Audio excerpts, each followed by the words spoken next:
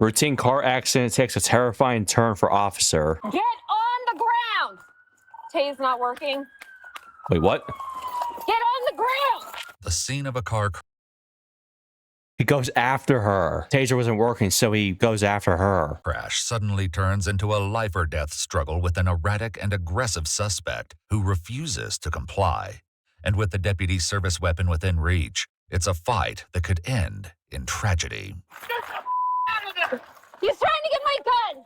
The following report is based on official police records released to date, and most of the footage has never been seen before until now. Please note that all persons charged with a crime are presumed innocent unless and until proven guilty in a court of law. On the afternoon of October 15, 2025, a 911 call comes in about a head-on collision in the middle of the highway in Thurston County, Washington. 911, what are you reporting? An accident on, where am I? Old Pacific. It's at the T. It just happened. I witnessed it from my direction. I don't know if the person lost conscious, some type of medical emergency. Is someone unconscious? I don't know until I get closer. I'm not. Are you able to safely check? Yes. Okay. Yes. Okay. Let me put hazards on. The caller approaches the vehicle that seemingly caused the crash, but she quickly realizes that something is off with the driver, perhaps dangerously so. Yes, he's conscious. Okay. Are there any obvious injuries? He's got a lash to his forehead. Sir, do you want to have a seat until EMS gets here? Is that a laceration on his forehead you skid? Yeah, I'm not. Okay. He does not look stable either. Yeah, I'm walking away from him. The caller isn't the first one to notice. Moments earlier, another witness had attempted to check on the driver. Opened up the front door and asked if the person inside was okay. All I could see was his shoes, and the airbag was covering the rest.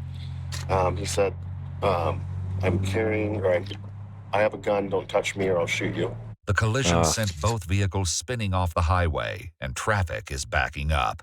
It's this scene that a local school resource officer encounters on her way home from work, unaware that she's only moments away from a vicious fight for her life. I was a school resource officer. Oh yeah, every school has that now.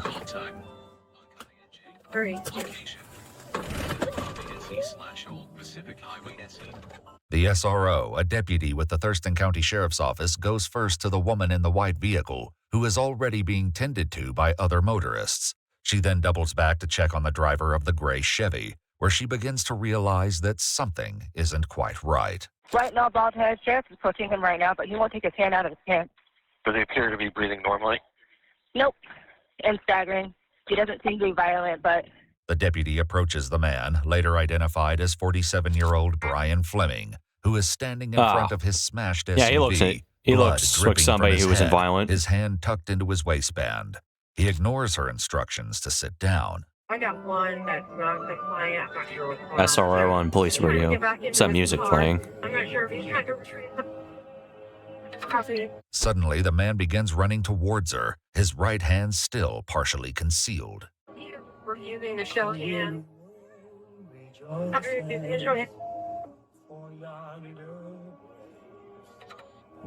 Oh. As the deputy draws her taser, her body cam is automatically activated. Be advised, he just charged at me, then just ran back into the car. He can't go anywhere. It's missing a wheel. Where's my closest unit?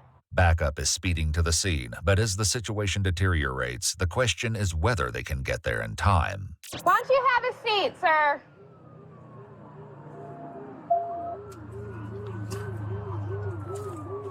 Hey, everything's okay. Easy. Just have a seat. I'll try to go the wrong side of the road to get to it. Have a seat for me.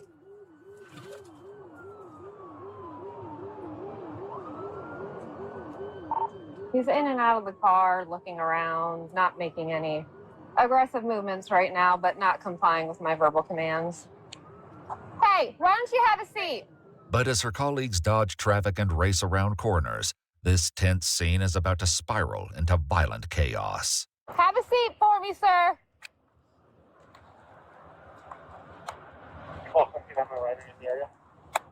Hey, have a seat. If you approach me, you're going to get tased. Have a seat. You're not going near those people either. Have a seat or you're gonna get tased.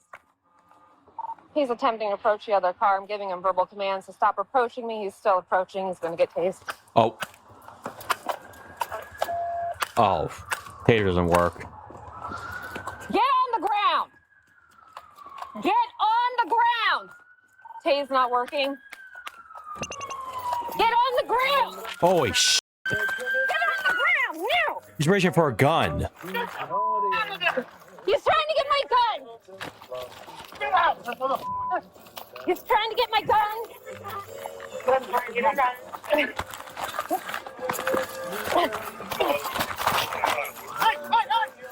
Drop it up and kill you. Drop it up and kill you. He doesn't. I'm already dead anyway, man. Perfect music for this. Additional law enforcement, including an off-duty corrections officer, jump in to try and restrain the suspect. And it turns out he's not as impervious to electricity as it seemed. What? Okay. Oh, he thought he was immune to electricity. Put your hands on your back right now. Put your hands on your back.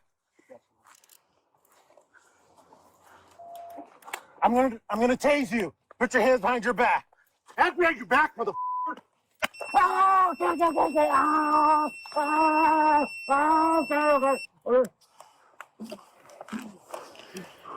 Go check yourself out. Go ahead. With suspect Brian Fleming finally in handcuffs, it will now be up to investigators to find out exactly how this incident, which started as a car crash, turned into a violent struggle for survival. Yeah. And those bizarre answers will come soon enough. All right. Yeah, I'm No. good. Thank Can't you. only imagine. There's probably some blood on it. And it's already on you.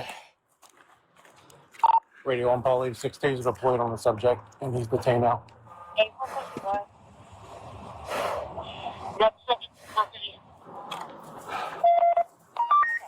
Good afternoon. Hey, buddy.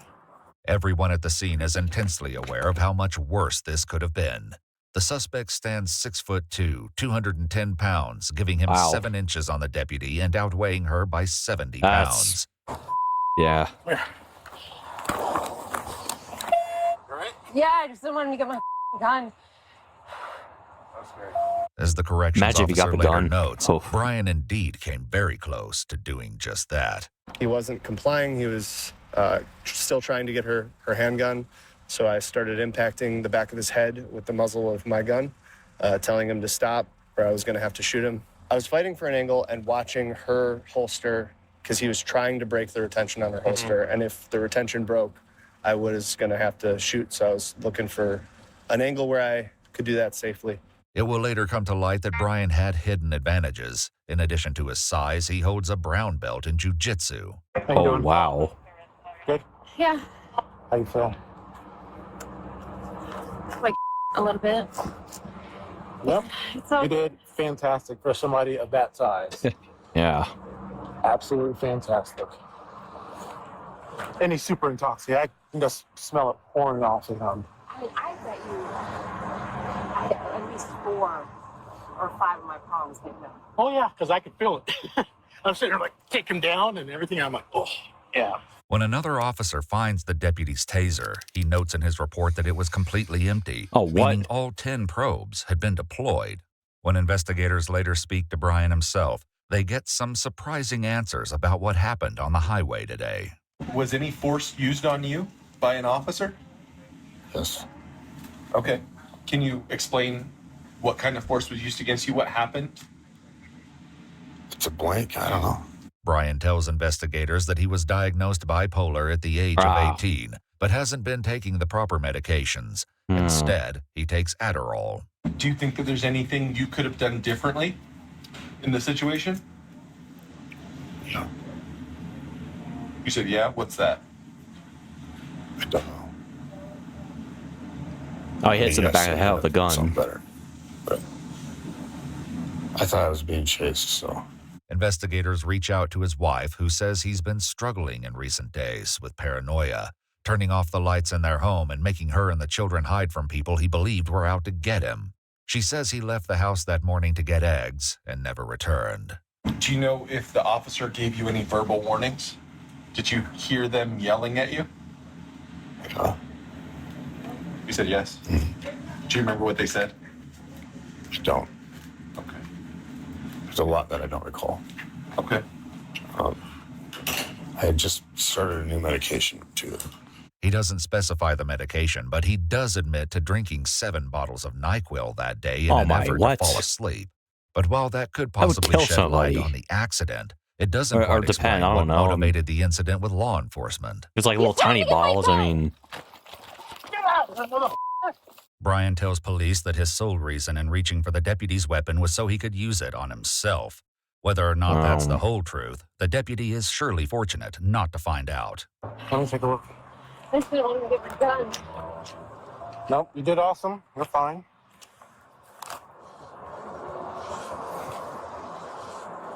I'm fine. The police report notes that the deputy didn't sustain any significant injuries, nor did the driver of the oncoming vehicle. Brian himself required staples in his skin, but was also remarkably unharmed.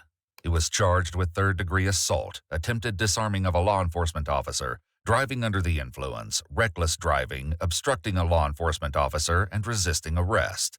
He is free on $10,000 bond while his case moves forward. To access more of our... let me guess. He was found not guilty due to insanity, right?